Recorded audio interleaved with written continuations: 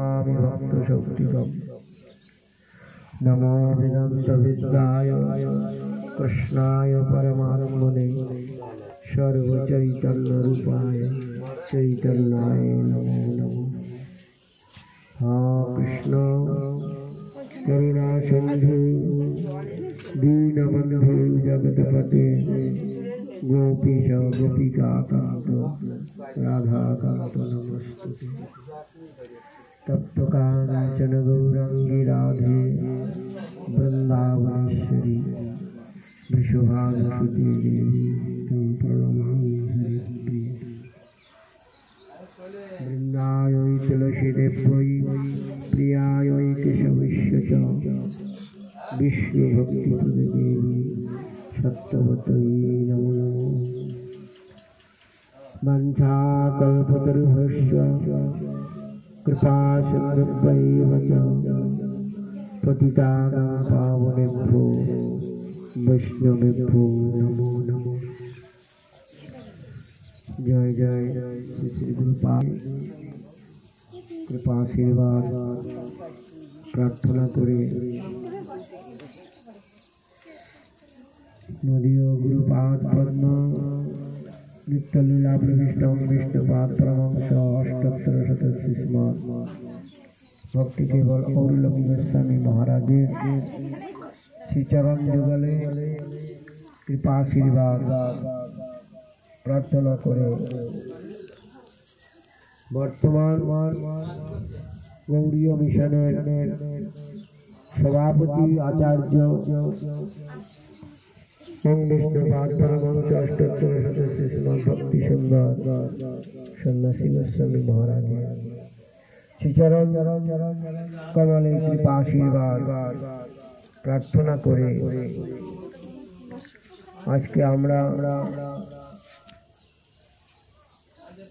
अक्षय तृतीया एवं श्रीकृष्णेर चंदन यात्रा विभिन्न उपायनेर द्वारा श्रीकृष्णेर श्रीअंगे चंदन लेपन करा हय। এই চন্দন যাত্রা যে মাধবেন্দ্র পুরীপাদ যিনি আকাশে কালো মেঘ দেখলে তিনি কৃষ্ণ প্রেমে বিভোর হয়ে মূর্ছিত হয়ে যেতেন। কৃষ্ণ কালো, তার রূপটা কালো, কালো দেখলেই তার কৃষ্ণের কথা স্মরণ হয় আর কৃষ্ণকে স্মরণ করতে করতে সেই ভাবে ভাবিত হয়ে তিনি মুহূর্তের মধ্যে অচেতন হয়ে যায়। সেই মাধবেন্দ্র পুরীপাদ তারই কৃপায় বা তারই চেষ্টার দ্বারা অত বৃদ্ধ বয়সে তিনি বৃন্দাবন থেকে পায়ে হেঁটে নীলাচল ক্ষেত্রে গিয়েছিলেন। নীলাচল ধামে, ক্ষেত্র ধামে। কেন না, গোবিন্দ দেব তাকে আদেশ করেছিলেন যে তার যে একটা হৃদয়ের জ্বালা আগুনের মতো দাউ দাউ করে জ্বলছে, কেন না তিনি বহুদিন যাবৎ তার সেবা অর্চন পূজা আদি কিছুই হয়নি বলে তার হৃদয়ে একটা তাপ বসে গেছে। সেই তাপ নিবারণের জন্য তিনি মাধবেন্দ্র পুরীপাদকে স্বপ্নাদেশ করেছিলেন। তিনি বলেছিলেন, দেখো মাধবেন্দ্র, তুমি কবে বৃন্দাবনে আসবে? তুমি বৃন্দাবনে এসে তুমি আমাকে উদ্ধার করবে, আমি সেই তোমার আশায় বসে আছি। তুমি আমাকে উদ্ধার করো, আমি বহু কষ্ট পাচ্ছি, আমি তোমার হাতেই আমি প্রকট হব। সেই গোপীনাথের স্বপ্নাদেশে অত বৃদ্ধ বয়সে তিনি বৃন্দাবন থেকে পায়ে হেঁটে শ্রীক্ষেত্র ধাম শ্রী নীলাচল ক্ষেত্রে গিয়েছিলেন সেই চন্দন আনার জন্য। তো মাধবেন্দ্র পুরীপাদ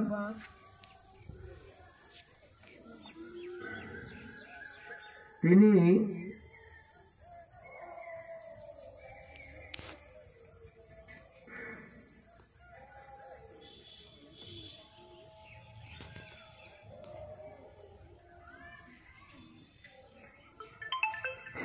এখানে চতুর্থ অধ্যায় চৈতন্য চরিতামৃতে তিনি বর্ণন করেছেন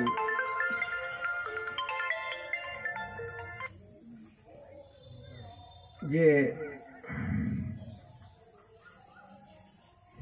যস্মৈ ধাতু চোরয়ং ক্ষীরভাণ্ডং গোপীনাথ ক্ষীরচোরভি অধৌ অভূত। শ্রী গোপাল প্রাদুরাসিত বস শন যত প্রেমনা তৎ মাধবেন্দ্রং নতোস্মি। যস্মৈ ধাতুম চোরয়ং ক্ষীরভাণ্ডং, যখন ভগবান সেই গোপীনাথ যে ক্ষীর চুরি করে রেখেছিলেন, ক্ষীর ভাণ্ড, এক ভাণ্ড ক্ষীর চুরি করেছিলেন, গোপীনাথ ক্ষীর চোর ভি অধো অভূত। এই যে ক্ষীর যে চুরি করে রেখেছিলেন এক অদ্ভুত কাহিনী। গোপীনাথের এই ক্ষীর চোরি লীলা এক অদ্ভুত কাহিনী, যিনি শ্রবণ করবেন তার কৃষ্ণ চরণে ভক্তি লাভ হবে। শ্রী গোপাল প্রাদুরাসিত বসন যত প্রেম তং মাধবেন্দ্রং নতোস্মি। যাকে ক্ষীর অর্পণ করবার জন্য ক্ষীর ভাণ্ড চুরি করে গোপীনাথের ক্ষীর চোরা নাম হয়েছিল এবং যার ভক্তিতে বশ হয়ে গোপাল দেব প্রকাশ পাইয়েছিলেন, সেই মাধবেন্দ্র পুরীপাদকে আমি নমস্কার করি। যার ক্ষীর ভাণ্ড, যার জন্য কেন ক্ষীর ভাণ্ড চুরি করেছিলেন? মাধবেন্দ্র পুরীপাদ যখন বৃন্দাবন থেকে চলতে চলতে চলতে চলতে তিনি উত্তর প্রদেশ পার হয়ে বিহার প্রবেশ করলেন, বিহার শেষ করে তিনি বাংলায় প্রবেশ করলেন। বাংলায় এসে তিনি চিন্তা করলেন যে এই নদিয়া, এই নবদ্বীপে, এই মায়াপুর ধামে তো জগন্নাথ মিশ্রের ভবন, তাকে একটু আমি দর্শন করব। সেই দর্শন অভিলাষ তিনি সেই মায়াপুরে জগন্নাথ মিশ্রের ভবনে তিনি অবস্থান করেছিলেন। সেই সময় সচিমাতা যেমন যশোদা দেবী ব্রাহ্মণ অতিথি পেলে খুব আনন্দ, খুব প্রেমের সাথে নিজে পরিবেশন করে তাকে খাওয়াতেন, সেই রকম সচিমাতা এই মাধবেন্দ্র পুরীপাদকে পেয়ে তিনি এত আনন্দিত যে আজকে আমার ঘরে অতিথি এসেছে, তাকে সেবা স্বাগত করবার সুযোগ আমি পেয়েছি। এই যে তার একটা মনের যে সেবার ভাবনা, তাই মাধবেন্দ্র পুরীপাদকে নিজে হাতে রন্ধন করে তিনি গোপীনাথকে তার গোপালকে ভোগ লাগিয়ে সেই ভোগ প্রসাদ সচিমাতা যেমন বাচ্চাকে খাওয়ান, তেমনি বসে বসে সেই ভোগ প্রসাদ তাকে পরিবেশন করে খাওয়াচ্ছেন। তো তার পরিবেশনে, তার সেবায় মাধবেন্দ্র পুরীপাদ এতই সন্তুষ্ট যে আমি তোমাকে কি বলে, কি আশীর্বাদ দিয়ে তোমাকে সন্তুষ্ট করব, এটা আমি ভেবে পাচ্ছি না। তোমার সেবায় আমি খুব সন্তুষ্ট, পরম সন্তুষ্ট হয়েছি। তাই মাধবেন্দ্র পুরীপাদ মনে মনে চিন্তা করলেন, এত প্রেমের সহিত প্রীতির সাথে আমাকে ভোজন করিয়েছে, এর তো প্রতিদান কিছু দিতে হয়। দদাতি প্রীতি গণ্যন্তি, কেউ কিছু যদি দেয় সেটাকে গ্রহণ করো, আর তাকে আবার প্রতি কিছু তাকে দান করো। দেওয়া আর নেওয়া, শুধু নিলাম, দেবার বেলায় কিছুই না। দদাতি প্রতি গণ্যন্তি, দাও এবং তার প্রতিদান কিছু করো। তো মাধবেন্দ্র পুরীপাদ দেখলেন যে তার সেবায় আমি এত সন্তুষ্ট হয়েছি, সে আমার সেবা করেছে, তো আমাকে তো কিছু দিতে হবে। তাই তিনি মনে মনে চিন্তা করলেন, কি আশীর্বাদ আমি দেব। তখন তিনি মনে মনে চিন্তা করলেন যে সচিমাতার সেবায় আমি এতই প্রীতি লাভ করেছি, তাই আমি সচিমাতার গর্ভে যেন ভগবানের মতো একটি পুত্র জন্মগ্রহণ করে, ভগবানের মতো পুত্র লাভ করবে তুমি, এই আশীর্বাদ করে মাধবেন্দ্র পুরীপাদ ধীরে ধীরে ধীরে ধীরে নবদ্বীপ থেকে রওনা হলেন। মেদিনীপুর পার হয়ে উড়িষ্যায় প্রবেশ করলেন। যখন উড়িষ্যায় পদার্পণ করলেন, চলতে চলতে চলতে চলতে সন্ধ্যা হয়ে গেছে। চারিদিকে দেখছে ঘন জঙ্গল, শিয়াল তাই হুক্কা হুয়া করে চিৎকার করছে, ডাকছে। চারিদিকে অন্ধকার, কোথায় যাবেন তিনি মনে মনে চিন্তা করছেন, এই ঘোর জঙ্গল থেকে আমি কি করে পার হব। ভগবানকে স্মরণ করছেন, ভগবানের স্তব স্তুতি করছেন। করতে করতে করতে করতে তিনি দেখলেন দূর যেন একটা কোনো প্রদীপের শিখার মতো একটা টিপ টিপ করে কিছু জ্বলছে। তিনি সেইটাকে লক্ষ্য করে ধীরে ধীরে ধীরে ধীরে তিনি আগে জঙ্গল থেকে চলতে লাগলেন। চলতে চলতে যখনই কাছে আসলেন, দেখলেন ছোট্ট একটি মন্দির, সেখানে ওই প্রদীপ জ্বলছে। ওই প্রদীপ শিখাটা তিনি দেখে দেখে চলে আসলেন। মন্দিরের বারান্দায় পূজারী ঠাকুর বসে আছেন, তার সেবকগণ বসে আছেন। মন্দিরে যেখানে থাকেন শুধু পূজারী তো থাকেন না, রান্নাকারী থাকে, অর্চনকারী থাকে, তারপরে সাহায্যকারী থাকে, নানা রকম সেবা থাকে। তাই সকলে মিলিত হয়ে ওই বারান্দায় বসে ভগবত চর্চা করছে।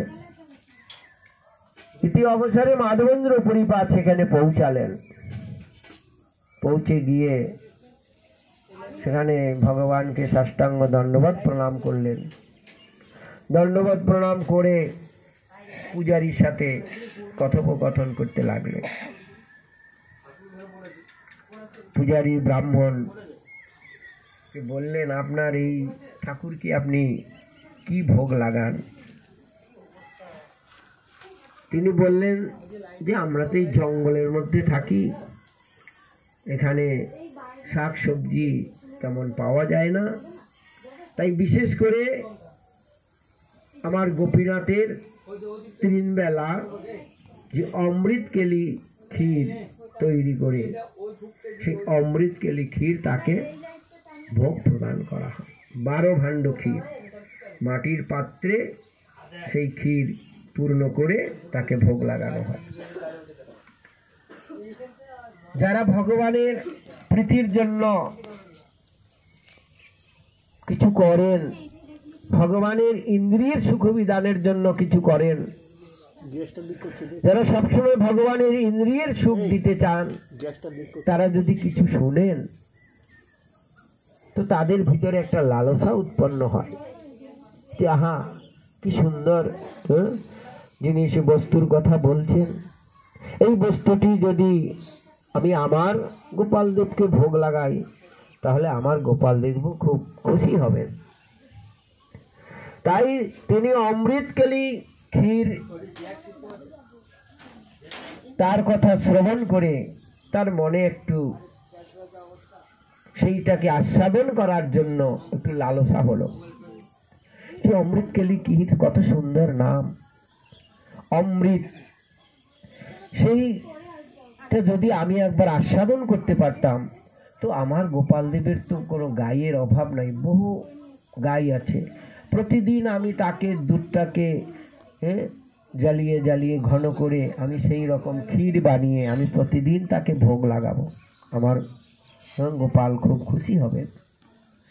এই ইচ্ছায় নিজের যে আমি খাবো সেই জিনিসটা কিরকম স্বাদ আমি জানবো, সেই জিনিসটার স্বাদ কেন জানতে চাইছেন না, সেই জিনিসটা যদি ভালো হয় তাহলে আমার গোপালদেবকে আমি সেইটা তৈরি করে আমি খাওয়াবো, নিজের জন্য নয়, ভগবানের ইন্দ্রিয়ের সুখের জন্য তিনি চিন্তা করছেন।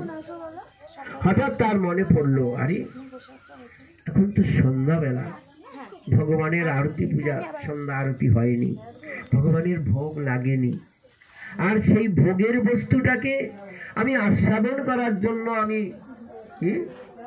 আমার মনে একটা লালসা জেগেছে, লোভ হয়েছে। যারা ভগবানের প্রীতিবিধান করেন তারা কিন্তু এই রকম কথা যদি তাদের ভিতরে জাগে, জাগৃত হয়, তাহলে তিনি আর স্থির থাকতে পারেন না যে আমি নিজের জন্য সেটা আস্বাদন করতে চাইছি, আমি আর এখানে থাকবো না, আমার অপরাধ হয়ে যাচ্ছে, কারণ ভোগের আগে আমার এইটাকে আস্বাদন করার জন্য ইচ্ছা হয়েছে, আমি এইখানে থাকলে আমার আরো